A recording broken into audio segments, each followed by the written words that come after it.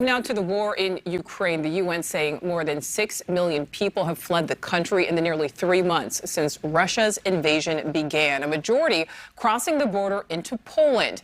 Meanwhile, the U.S. is renewing accusations that Russia is using the UN Security Council to spread baseless claims about biological weapons in Ukraine. Correspondent Tom Dempsey is live for us in Washington, D.C. So, Tom, we learned today more U.S. troops are heading to Europe.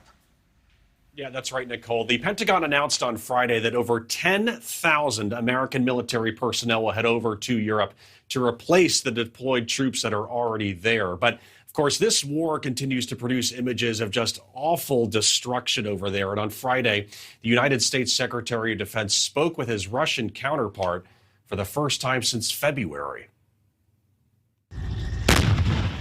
As war raged on in Ukraine on Friday, new details emerged about heavy Russian losses. This aerial footage shows the aftermath of Russian attempts to build pontoon bridges that Ukraine foiled earlier this week. As smoke billows from the area, numerous tanks can be seen destroyed. It still remains unknown how many soldiers died.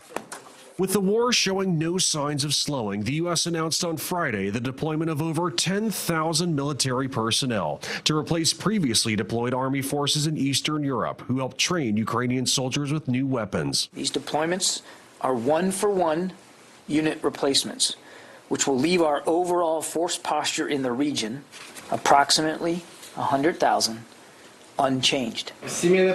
All this came as the first war crimes trial against a Russian soldier got underway in Ukraine. This 21-year-old commander faces accusations he shot and killed a 62-year-old civilian shortly after the invasion began in February. He faces up to life in prison. Friday also brought signs of possible progress, with Secretary of Defense Lloyd Austin speaking with his Russian counterpart after months of radio silence and weeks of nuclear threats by Russia. Hope still remains for a ceasefire. And the Secretary urged an end to the conflict in Ukraine, and he emphasized the importance of maintaining communication. The Pentagon added that Congress must pass that $40 billion Ukrainian aid package by May 19th to avoid any delays getting weapons to Ukraine. Nicole? All right, Tom, thank you for that.